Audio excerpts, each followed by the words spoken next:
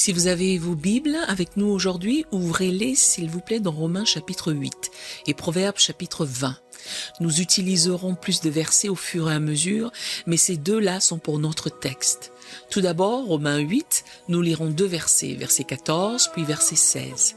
Le verset 14 dit « Car tous ceux qui sont conduits par l'Esprit de Dieu sont fils de Dieu ». Puis le verset 16 dit « L'Esprit lui-même rend témoignage à notre esprit que nous sommes enfants de Dieu ». Maintenant, Proverbe 20, verset 27.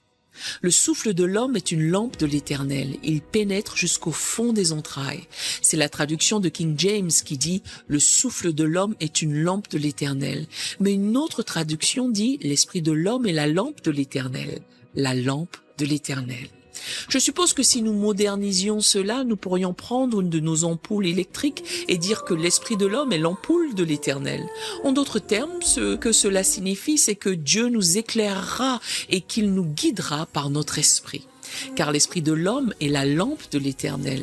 Ils avaient des lampes en ces jours-là, vous savez. L'esprit de l'homme est la lampe de l'Éternel. En utilisant le langage courant, si nous l'avions écrit de nos jours, on aurait dit l'ampoule. L'esprit de l'homme est l'ampoule, la lumière qu'il utilise pour nous guider. Permettez-moi de le dire encore. Cela signifie que Dieu nous éclairera et qu'il nous guidera par notre esprit. Cependant, souvent, nous cherchons une direction de partout ailleurs, sauf de la façon dont Dieu a dit que cela viendrait. J'ai découvert il y a longtemps que vous vous en sortiez mieux si vous étiez du côté de Dieu et que vous vous aligniez à son programme plutôt que d'essayer d'amener Dieu à s'aligner au vôtre ou de faire les choses comme vous le souhaitez. D'ordinaire, nous jugeons la façon dont Dieu nous conduit par nos sens physiques, ce qu'il nous dise, mais Dieu ne dit nulle part qu'il nous guidera par nos corps physiques ou par nos sens physiques. Nulle part. Trop fréquemment, nous regardons les choses d'un point de vue mental, mais Dieu déclare nulle part dans la Bible qu'il nous guidera par notre mentalité ou par notre pensée. Dieu dit que c'est l'esprit de l'homme qui est la lampe de l'Éternel. Ce qui signifie qu'il nous guidera par notre esprit ou qu'il vous guidera par votre esprit. L'homme est un esprit, il a une âme et il vit dans un corps physique, il est un être spirituel parce qu'il est fait à la ressemblance de Dieu. Jésus, souvenez-vous, lorsqu'il parla de la femme samaritaine au puits, dans le 4e chapitre de l'évangile de Jean, a dit que Dieu est esprit. Si nous sommes faits à la ressemblance de Dieu et que Dieu est esprit, alors l'homme doit lui aussi être un esprit. Quand le corps physique de l'homme meurt et qu'il est dans la tombe, l'esprit continue de vivre. Cette partie de l'homme est éternelle. L'esprit de Dieu ne peut pas mourir. L'homme est esprit, âme et corps. Loué soit le Seigneur. Avant de pouvoir comprendre comment Dieu nous conduit et nous guide par notre esprit, nous devons comprendre la nature de l'homme. Nous devons comprendre le fait que l'homme est un esprit, qu'il a une âme et qu'il vit dans un corps. Comme je l'ai dit, lorsque la partie physique de notre être est morte et mise dans la tombe, l'homme continue de vivre.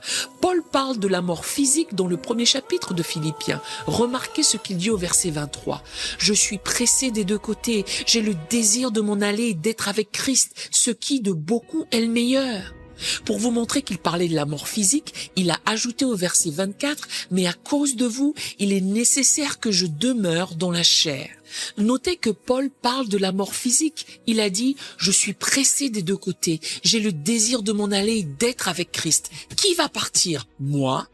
Je vais être avec Christ, ce qui, selon lui, est bien meilleur. Néanmoins, je demeure dans la chair. Demeurer signifie vivre. Néanmoins, je vis dans le corps. La chair est le corps. Vous voyez, il va vivre, que ce soit dans le corps ou hors du corps. Il va continuer à vivre. Je demeure où je vis dans la chair ou dans le corps, car c'est plus avantageux pour vous. S'il est ici vivant dans la chair, vivant dans le corps, alors il pourra enseigner l'église de Philippe, les servir et être une bénédiction. Il serait plus avantageux pour eux qu'ils continuent à vivre dans la chair. Mais il dit, il serait bien meilleur. Même s'il avait dit seulement mieux, ça aurait été bien. Mais il a dit qu'il a le désir de s'en aller et d'être avec Christ, ce qui de beaucoup est le meilleur. Il disait en fait, je vais partir, je vais être avec Christ. De qui parlait-il quand il a dit je vais partir, je vais être avec Christ? Eh bien, il ne parlait pas de son corps, car car son corps n'allait pas partir. Dieu merci, nous aurons un nouveau corps, un de ces jours, gloire à Dieu, et ce sera un grand jour. Mais Paul ici parle de l'homme intérieur ou de l'homme spirituel qui vit à l'intérieur de ce corps quand il a dit « je vais partir, je vais être avec Christ ». Observez 2 Corinthiens chapitre 4 verset 16 lorsqu'il écrit à l'église de Corinthe. Nous avons simplement cité ce qu'il a dit à l'église et nous avons lu ce qu'il a dit à l'église de Philippe. Observez qu'il prêche la même vérité, qu'il enseigne les mêmes faits à chacune des églises. Il peut utiliser des mots différents, mais il enseigne la même vérité divine à l'église de Corinthe et dans 2 Corinthiens 4, 16, il dit « Et lors même que notre homme extérieur se détruit ou est en décomposition, notre homme intérieur se renouvelle de jour en jour. » Ici encore, il parle de l'homme extérieur qui est la chair, le corps qui se décompose, qui vieillit.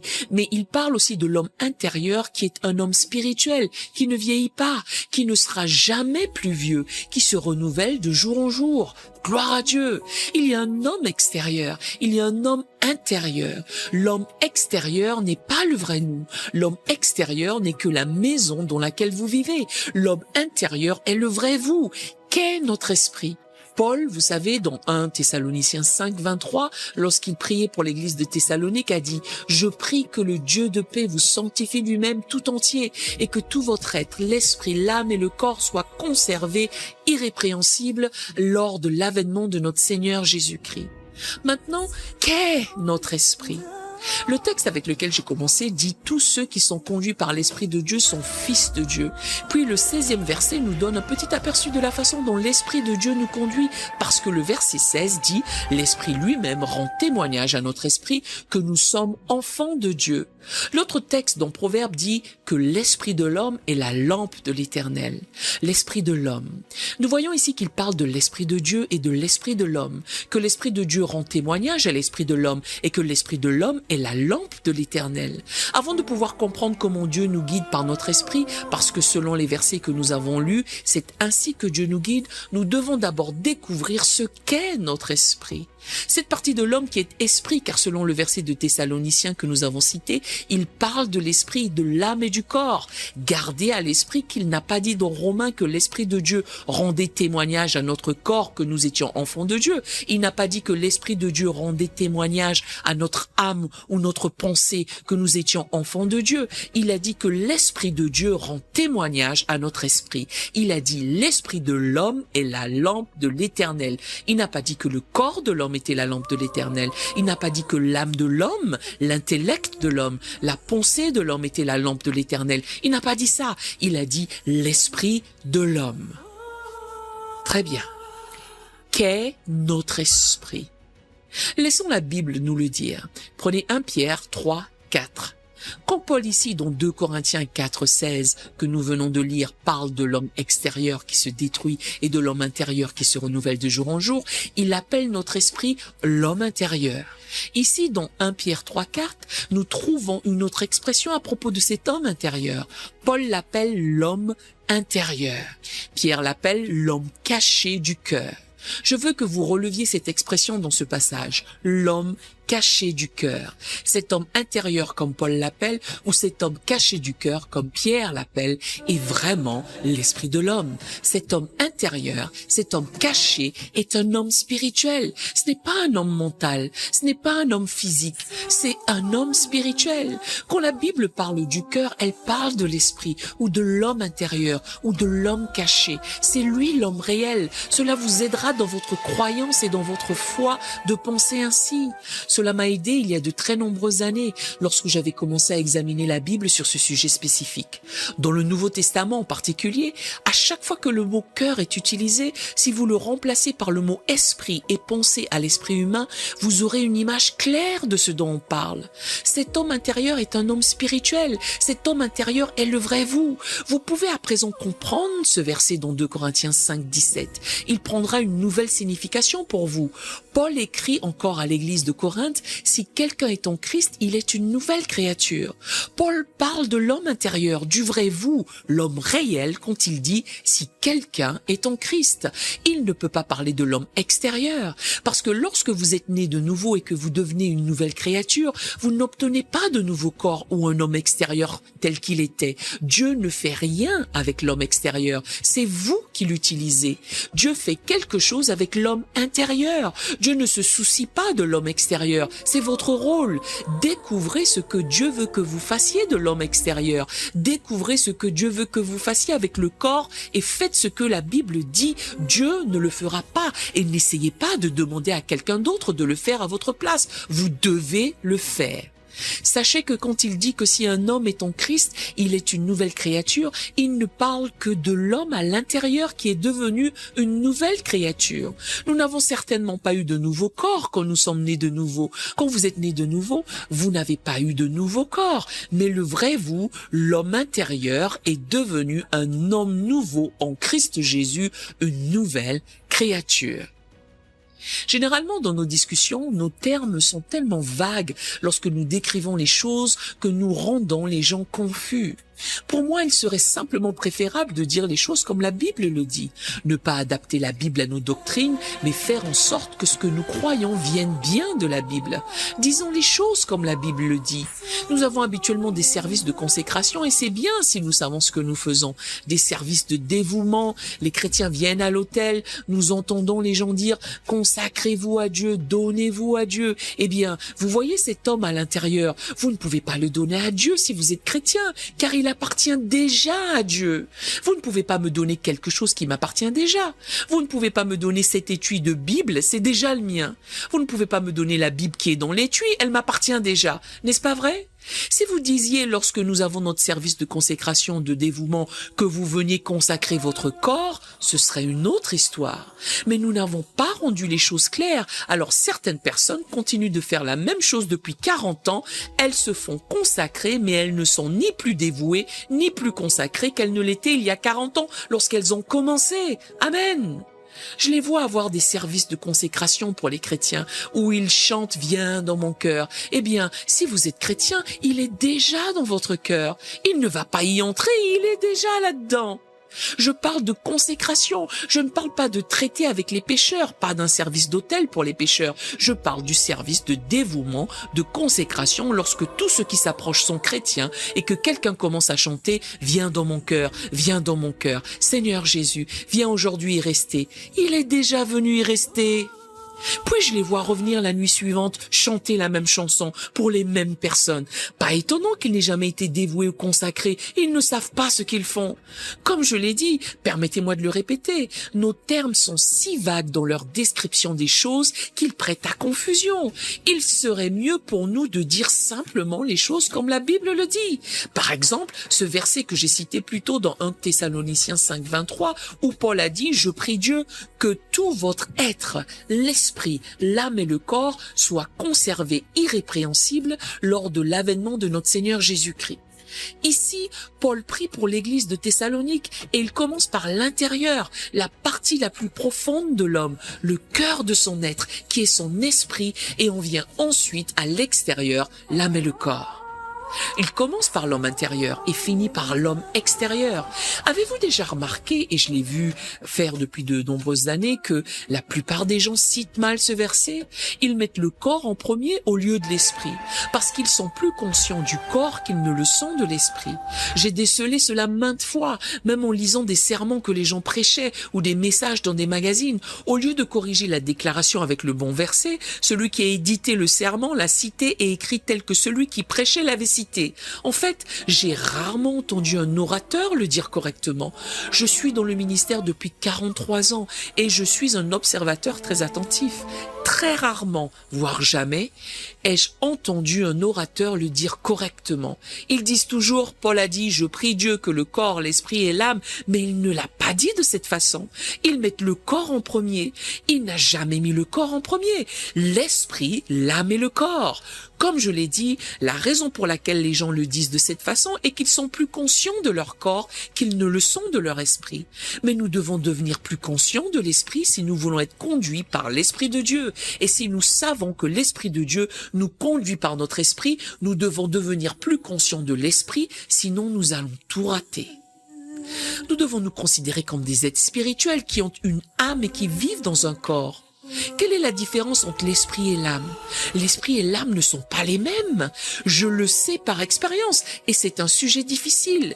Pendant de nombreuses années, j'ai étudié ce sujet mais je ne trouvais pas de réponse. Je vais être honnête, je ne l'avais pas. Cela ne m'a jamais dérangé au cours de ces nombreuses années de ministère de dire aux gens qui me demandaient quelque chose, je ne sais pas. Que cela ne vous dérange pas de le dire, je ne sais pas.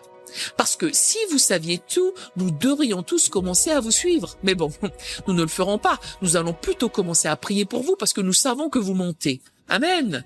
Cela ne m'a jamais dérangé en tant que jeune ministre quand j'ai commencé, car il y avait beaucoup de choses que je ne savais pas. Et il y a encore beaucoup de choses que je ne sais pas encore. Même le grand apôtre Paul l'a dit lui-même dans 1 Corinthiens 13, car nous connaissons en partie et nous prophétisons en partie.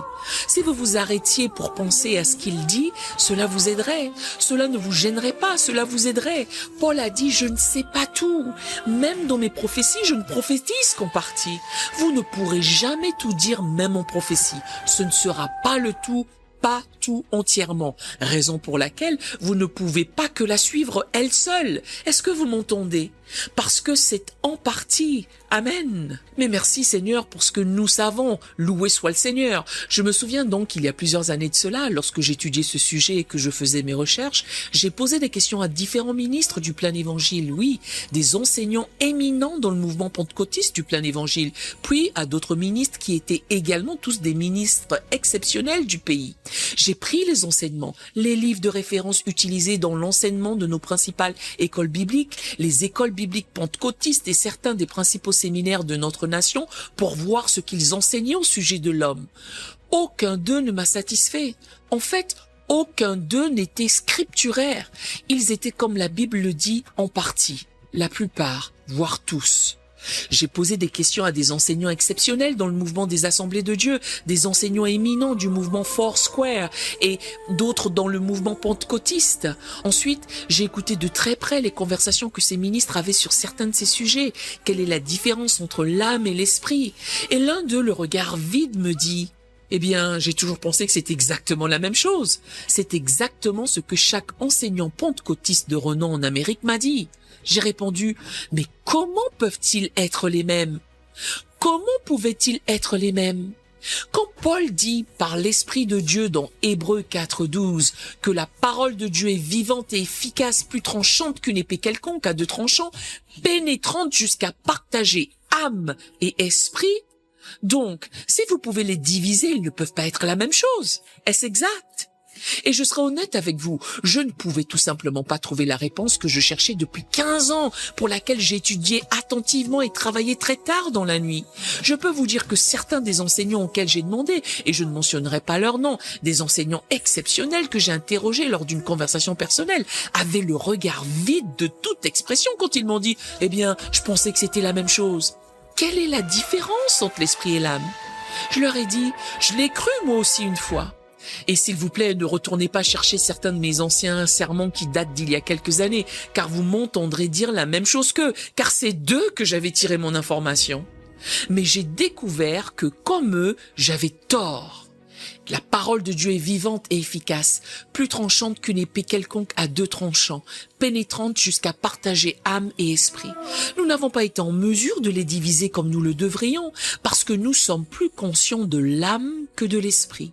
Certains sont plus conscients de leur corps car ils mettent le corps en premier, d'autres plus conscients de leur âme. J'ai fait cette découverte il y a près de 30 ans quand j'ai commencé à étudier cela et j'étudie ce sujet depuis 15 ans. J'ai commencé à faire certaines de ces découvertes pendant que j'étais pasteur de mon ancienne église en 1948 et 49. Je m'enfermais dans mon église pendant des jours parfois, juste avec ma Bible. Tout ce que je désirais était de connaître la différence entre les deux. En commençant à examiner la chose, j'ai découvert ceci, que souvent dans nos cercles du plein évangile, et je vois la même erreur dans les cercles charismatiques aujourd'hui, ils sont plus conscients de l'âme qu'ils ne le sont de l'esprit. Ce qu'ils appellent l'esprit, le domaine dont ils parlent, même s'ils ne l'appellent pas comme ça, est celui de l'âme et non de l'esprit. Le développement qui s'opère a davantage lieu dans le domaine de l'âme, mais il y a très peu de développement spirituel. Je serai honnête avec vous avant d'aller plus loin dans la parole, qui vous aidera à voir quelque chose. Je suis passé par un processus d'élimination pour cette découverte, parce que je ne pouvais pas trouver ce que la Bible disait vraiment à cause de ma vision limitée, ma vision spirituelle de l'époque. Je suis passé par un processus d'élimination simplement en écrivant « Je sais que c'est un fait avec notre corps, avec mon corps, je suis en contact avec le domaine physique. Cela est sans équivoque. Ensuite, j'ai compris ceci, qu'avec mon esprit, je suis en contact avec le domaine spirituel. J'ai écrit cela. Mais voici le verset qui m'a aidé, qui a toujours été là et que chaque pentecôtiste, chaque charismatique et toute personne remplie d'esprit devrait savoir. 1 Corinthiens 14, 14. Car si je prie en langue, mon esprit est en prière, mais mon intelligence demeure stérile. Ici, Paul parle de son esprit, pas du Saint-Esprit. La traduction amplifiée dit que si je prie dans une langue inconnue, mon esprit par le Saint-Esprit en moi prie. Mon esprit prie, mais mon intelligence est infructueuse. Notre intelligence, notre mentalité fait partie de notre âme. Je ne prie pas pour mon âme quand je prie en langue. Je prie par mon esprit, par mon cœur, par mon être le plus profond. Vous rappelez-vous de ce que Jésus a dit dans l'évangile de Jean au chapitre 7 ? Le dernier jour, le grand jour de la fête, Jésus, se tenant debout, s'écria « Si quelqu'un a soif, qu'il vienne à moi et qu'il boive. Celui qui croit en moi, des fleuves d'eau vive couleront de son sein. » La version Louis II dit « de son sein ou de ses entrailles », mais une autre traduction dit « de son être le plus profond ». Des fleuves d'eau vive, pas un fleuve, mais des fleuves d'eau vive, de son sein. Il dit cela de l'esprit que devaient recevoir ceux qui croiraient en lui, car l'esprit n'était pas encore, parce que Jésus n'avait pas encore été glorifié. Gardez cela à l'esprit et lisez ce qui est dit dans 1 Corinthiens 14, 14. Car si je prie en langue, mon esprit est en prière. Ensuite, quand je parle en langue, le Saint-Esprit, bien sûr, me donne de m'exprimer, mais c'est moi qui parle. Nous devons régler cela. C'est moi qui parle, mais c'est lui qui me donne de m'exprimer. Raison pour laquelle il est en moi. Cela sort de l'intérieur de moi. Mon esprit prie, pas mon âme, mon esprit. Mon intelligence est stérile. Mon intelligence fait partie de mon âme. Mon esprit prie, mais mon intelligence est infructueuse.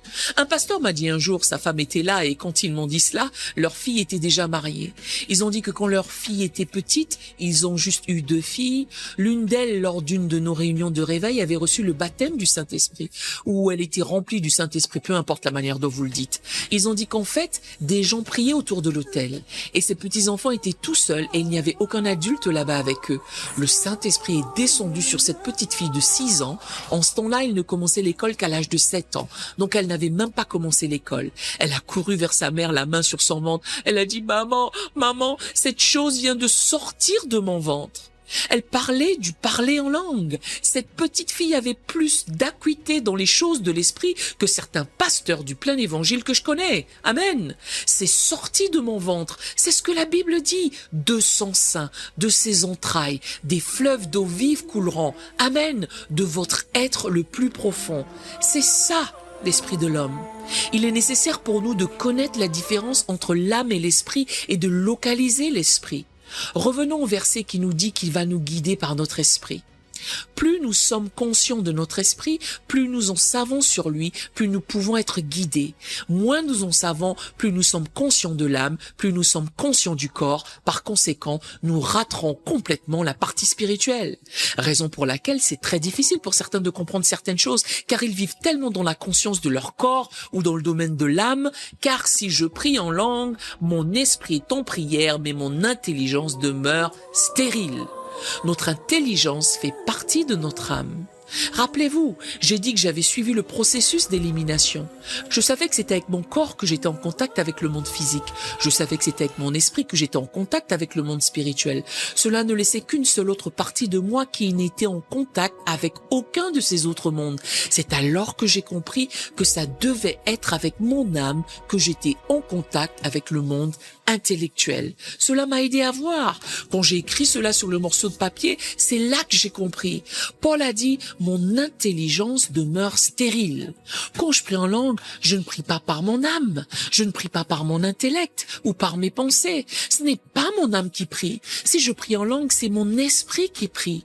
Ce devrait être relativement facile pour nous qui sommes remplis de l'esprit de localiser l'esprit. Mon esprit prie, mais c'est de notre esprit que ces langues viennent, de l'intérieur de nous. Loué soit le Seigneur. Elles ne sortent pas de notre tête. Nous savons cela. Nous les parlons physiquement, d'accord, mais elles ne sont pas sorties de nos sens physiques. Elles sortent parce que nous cédons notre langue à notre esprit. Et le Saint-Esprit dans notre esprit nous donne de nous exprimer.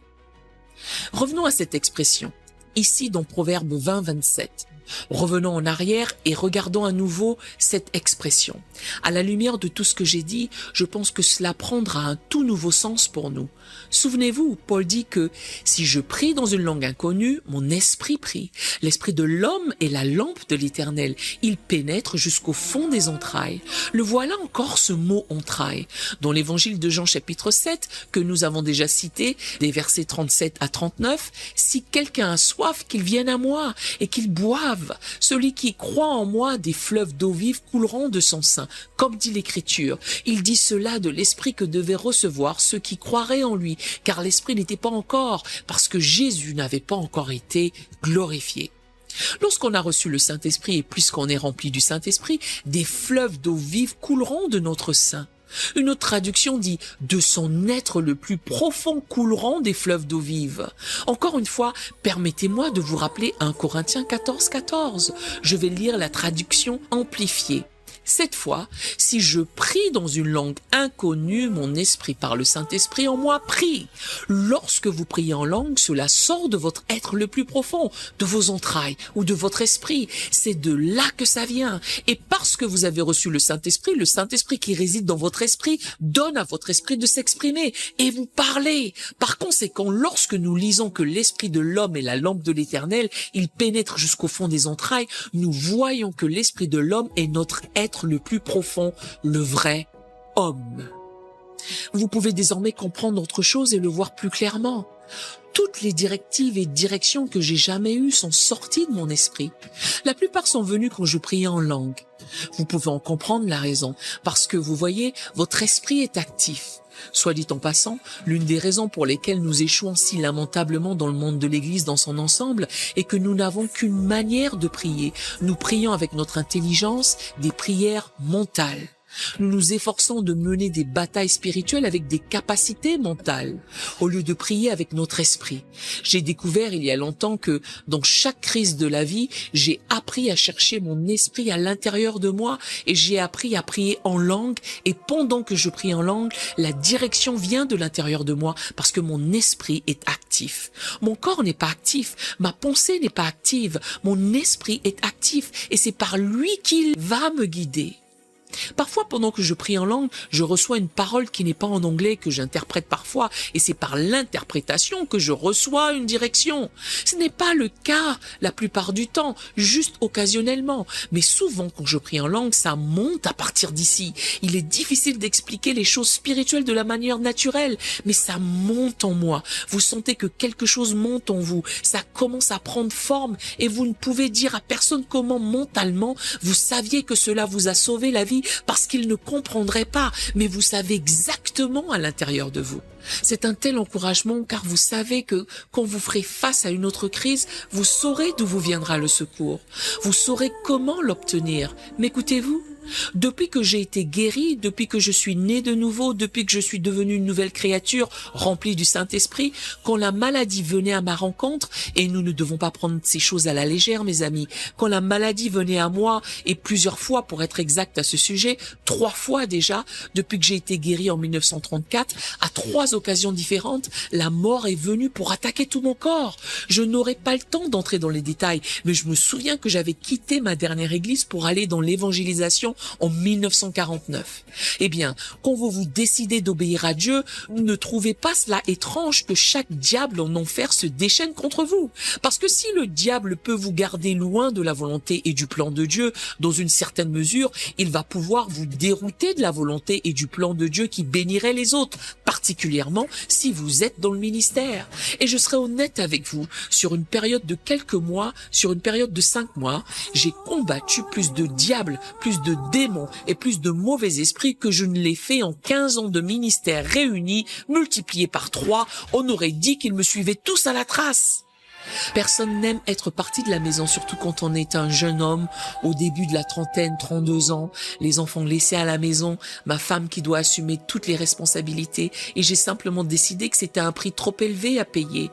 J'ai décidé de redevenir pasteur à plein temps. C'est moi qui ai décidé cela. J'ai annulé les réunions de la convention à laquelle j'assistais. Je savais qu'il y avait d'autres évangélistes là-bas, et j'ai demandé partout où je devais aller si cela ne les dérangeait pas que j'annule. « Que vas-tu faire ?» m'ont-ils demandé.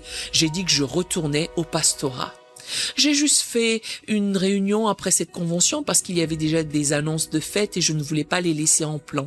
Souvenez-vous de ceci si vous êtes chrétien. Vous devez toujours aspirer à être un modèle de vertu, un gentleman. Sachez que si vous voulez marcher dans l'amour, que quelqu'un d'autre le fasse ou pas, l'amour considère toujours l'autre personne avant soi. Si vous marchez vraiment dans l'amour divin, vous considérerez l'autre personne, peu importe ce que cela vous coûte. Cela ne m'étonne pas que la foi de certains d'entre vous n'ait pas d'effet, car votre parole ne vaut rien. Vous ne tenez pas parole. Votre foi n'aboutira à rien si vous n'apprenez pas à être un homme ou une personne de parole. Parce que pour que la foi fonctionne pour vous, vous devez croire en vos paroles et croire en votre cœur. Marc 11, 23 dit « Et s'il ne doute point en son cœur, mais croit que ce qu'il dit arrive, il le verra s'accomplir. » Ces choses que vous dites sont des mots. Eh bien, vous n'allez certainement pas croire que vos paroles vont se réaliser lorsqu'elles vous sont familières et que vous savez que vous n'êtes pas un homme ou une personne de parole. Je veux le répéter et je l'ai déjà dit. Je vais continuer à le dire. La Bible nous dit dans le livre des Psaumes que l'une des caractéristiques du pèlerin spirituel est celui qui ne se rétracte point s'il fait un serment à son préjudice. Il ne se rétractera pas. Si je dis à quelqu'un que je vais faire quelque chose, si je dis au pasteur que je ferai quelque chose, si un homme a ma parole pour cela, s'il ne me laisse pas sortir de cette promesse, même si je lui dis que Dieu me conduit par-ci et qu'il me dise non, tu viens par là, eh bien j'irai là-bas avec lui, car Dieu m'a dit de faire ça. Est-ce que vous m'entendez? Je vais tenir parole. Si je ne tiens pas parole, cela affectera toute ma vie spirituelle. Vous devez faire attention à ne pas dire quelque chose à quelqu'un si vous n'y croyez pas. Mais écoutez-vous, que vous le réalisiez ou non, cela vous affectera réellement. Je dis aux gens la vérité à chaque fois. Je ne dirai pas à quelqu'un que je suis content de le voir si je ne suis pas content de le voir. Je ne vais pas commencer à mentir. Je ne lui dirai pas que je ne suis pas content de le voir, mais je trouverai un moyen de le dire sans trahir ma conscience. Je ne vais pas dire à quelqu'un qu'il est beau s'il ne l'est pas. Amen. Je ne vais pas mentir. Dites ce que vous voulez, mais cela affectera votre foi.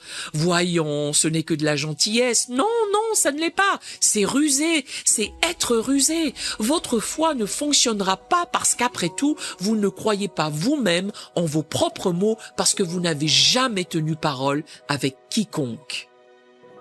Alors, où en sommes-nous déjà dans notre étude biblique? Quelqu'un s'en souvient? Ah oui. Donc, tous les pasteurs étaient d'accord et j'ai annulé, ils ont appelé un autre évangéliste. J'ai continué mon chemin et j'ai organisé une réunion de réveil pendant 3 semaines après cette convention.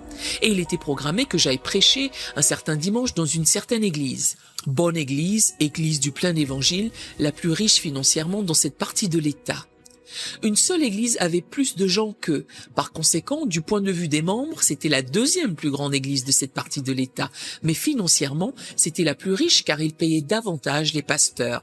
Ils avaient le plus d'argent, ils faisaient plus de missions que n'importe qui d'autre. Le conseil m'a dit, frère Hagin, avec vos réunions de réveil, nous savons que vous n'êtes pas obligé de venir prêcher ici, mais nous avons plein de nouveaux depuis votre dernière réunion de réveil il y a 2 ans ici. Alors venez prêcher pour nous le dimanche. Le conseil me dit, nous pouvons presque vous garantir une place permanente ici, car l'ancien pasteur pour lequel vous aviez prié nous recommande celui que vous recommandez, mais vous savez, si vous voulez la place ici, vous l'avez. Mais j'avais encore un dimanche de libre avant d'aller prêcher là-bas. Ce dimanche-là, ma femme et moi sommes allés visiter une église voisine dans la ville voisine et me voilà assis dans la classe de l'école du dimanche et je peux vous dire exactement le sujet de la leçon de ce dimanche-là. Le pasteur a essayé de me faire enseigner, mais j'ai refusé. Il y avait 2 autres prédicateurs qui y étaient, des ministres ordonnés. Ils ne voulaient pas le faire et ils m'ont dit « On va vous aider. Nous ne savions pas que vous viendrez, nous vous avons pris au dépourvu. » La leçon portait sur Moïse et les enfants d'Israël, sur Moïse qui a désobéi à Dieu en frappant 2 fois le rocher. Eh bien, je suis plutôt une autorité en matière de désobéissance à Dieu, car je venais à peine de lui désobéir. J'avais décidé de redevenir pasteur. Alors, je suis assis là pendant que le pasteur enseigne cette classe et je vais vous dire la vérité, j'ai senti mon cœur s'arrêter de battre et je suis tombé du banc face contre terre. J'ai à peine eu le temps de mettre la main sous mon nez pour l'empêcher de s'écraser au sol. Je me suis évanouie temporairement. J'étais dans les vapes. J'étais là, au pied du pasteur. Il a tendu la main pour me relever et ces 2 autres prédicateurs qui étaient assis devant se sont levés soudainement et m'ont soulevé pour me faire asseoir. Tout le monde a commencé à prier et j'ai dit « Sortez-moi ». Je commençais à me sentir un peu mieux et j'ai dit à l'un des pasteurs « Emmène-moi au presbytère ». Ils m'ont pratiquement porté là-bas. Me voilà donc étendu sur le lit là-bas et j'ai dit à ce ministre qui était avec moi « Sans mon cœur ». Il avait redémarré, mais c'était encore arrêté, complètement arrêté. Quand il a redémarré, vous ne pouviez distinguer aucun battement. Vous pouviez réellement mettre votre doigt ici et vous ne pouviez pas sentir de battement, aucun pouls. Vous pouviez juste percevoir un petit quelque chose qui tremblotait. Je commençais à avoir froid partout. Je lui ai dit de sentir mon cœur et quand il l'a fait, il a commencé à pleurer et sorti en courant appeler les autres, les prédicateurs et le pasteur. Quand ils sont venus, il a dit « Sentez son cœur ». Ils l'ont fait et ont commencé à pleurer. Ils ont dit « On était convaincus que tu étais mort ». Eh bien, j'ai commencé à prier en langue et à l'intérieur de moi, au plus profond de mon esprit, quelque chose s'est réveillé en moi, l'illumination.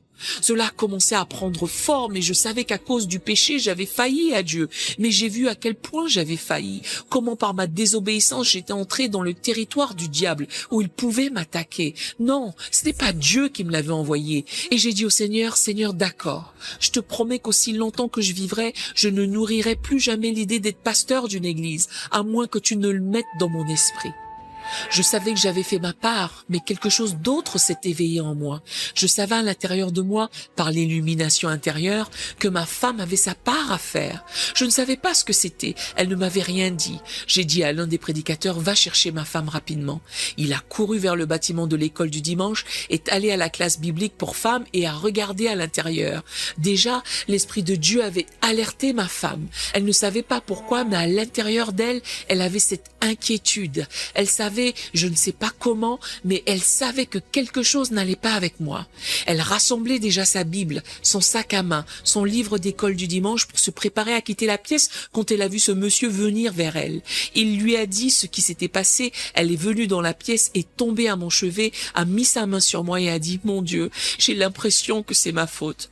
Je pouvais la voir, le Seigneur ne m'avait rien dit, mais je savais simplement que je devais la faire venir près de moi. Elle a dit, j'ai l'impression que c'est de ma faute. Elle ne m'a jamais retenue, elle ne m'a jamais fait d'histoire, elle n'a jamais dit un mot de découragement, elle ne m'a jamais laissé penser qu'elle n'était pas avec moi à 100%. Elle a dit, j'ai l'impression que c'est ma faute, j'ai l'impression qu'il n'aurait peut-être pas voulu être pasteur et arrêter d'être évangéliste si cela n'était pas à cause de moi. Dieu sait ce qui se passe à l'intérieur de vous. Je ne peux pas voir cela. Vous ne pouvez pas voir cela. Et elle continue en disant, dans mon cœur, je n'appréciais pas le fait qu'il soit parti et moi je restais là avec tous les fardeaux, élever les enfants, la famille seule, nos 2 enfants. Un jour, les enfants sont allés à l'école et je lavais la vaisselle du petit déjeuner. Et à l'intérieur, j'entends cette voix murmurer, je peux te l'enlever et il ne reviendra jamais. Elle a dit ça et moi je ne savais pas ça. Elle ne m'avait jamais dit cela. C'était une révélation pour moi. Tout ce que je savais, c'était que l'Esprit m'avait demandé de la faire venir. Elle a dit, j'ai regardé partout dans la maison, derrière la porte pour voir s'il y avait quelqu'un dans la maison. Pour elle, cette voix était audible. Elle a regardé dans la salle de bain, regardé derrière la porte de la salle de bain. Elle a vérifié les portes, les serrures, mais personne ne pouvait entrer dans la maison. Alors elle rajoute, et j'ai de ce fait pensé que c'était mon imagination qui me jouait des tours. Elle a dit, Seigneur, c'est toi qui m'as parlé ce jour-là, d'une voix audible. Tu as dit, je pourrais te l'enlever et il ne reviendra jamais. Je te promets ceci, Seigneur, que je ne me plaindrai jamais, je ne me sentirai plus jamais mal à l'intérieur de moi, peu importe où il va. Si tu l'appelles pour aller en Afrique, peu importe combien de temps il parle, tant que tu l'épargnes. Moi, j'avais déjà fait ma prière, pris mon engagement. Maintenant, elle avait fait la sienne. L'Esprit de Dieu en moi appelait ces hommes, ces ministres présents comme témoins de notre engagement et de la consécration de ma femme. Alors la puissance de Dieu est descendue sur moi. J'ai sauté du lit, j'ai commencé à courir et à danser dans la maison, complètement guéri. J'ai désobéi, nous avons tous les deux désobéi et nous sommes entrés dans le territoire du diable où il pouvait nous attaquer. Mais je suis rentré précipitamment. J'ai découvert à travers les années que chaque fois que je faisais face à cela, et j'ai fait face à cela 3 fois, quand la mort est venue face à face devant moi, à chaque fois que la mort vient, quelque chose à l'intérieur de moi se lève. L'Esprit de Dieu qui me donne l'illumination, l'Esprit de l'homme est la lampe de l'Éternel. Dieu a allumé cette lampe. C'est comme une lumière qui vient à l'intérieur. Et je savais aussitôt tout ce que je devais savoir. Pourquoi c'était comme ça? Quoi faire à ce sujet? Comment en sortir? Et je suis sorti de là immédiatement. Et vous le pouvez également. Il n'a pas dit que l'esprit du prédicateur était la lampe de l'Éternel. Il n'a pas dit que l'esprit des prophètes est la lampe de l'Éternel. Il n'a pas dit que l'esprit de l'apôtre était la lampe de l'Éternel. Il n'a pas dit que l'esprit du pasteur était la lampe de l'Éternel. Il a dit que l'esprit de l'homme est la lampe de l'Éternel. L'esprit de l'homme. Nous aimerions vous donner l'opportunité de faire de Jésus le Seigneur de votre vie. Voulez-vous bien prier avec moi? Dites, Seigneur Jésus, je me repens de mes péchés. Viens dans mon cœur. Je fais de toi mon Seigneur et Sauveur. Et merci, Seigneur, pour le baptême du Saint-Esprit en moi. Dans le nom de Jésus. Par cette simple prière, nous croyons que le Saint-Esprit vous conduit sur le chemin de la nouvelle naissance. Allez dans une bonne église dont le fondement est la parole de Dieu, passez par les eaux du baptême et donnez à Dieu la première place. Nous espérons de tout cœur que ce message vous encouragera. Si vous connaissez quelqu'un qui puisse être encouragé, s'il vous plaît, envoyez-le lui pour nous aider à atteindre plus de gens et à propager l'Évangile.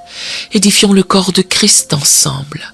Appuyez sur la cloche des notifications et merci infiniment de nous soutenir en vous abonnant à notre chaîne. N'hésitez pas à laisser vos requêtes de prière dans la section des commentaires. Sachez que même si vous ne voyez pas de réponse à votre requête, que ce soit sur YouTube, email, Facebook ou sur Messenger, nous avons prié pour vous. Nous invitons humblement le corps de Christ à soutenir chaque requête en écrivant une prière dans la section commentaires. Tenez-vous ferme dans la foi avec nous pendant que nous prions. Que la grâce et la paix du Seigneur Jésus-Christ soient avec vous tous et qu'il vous bénisse merveilleusement.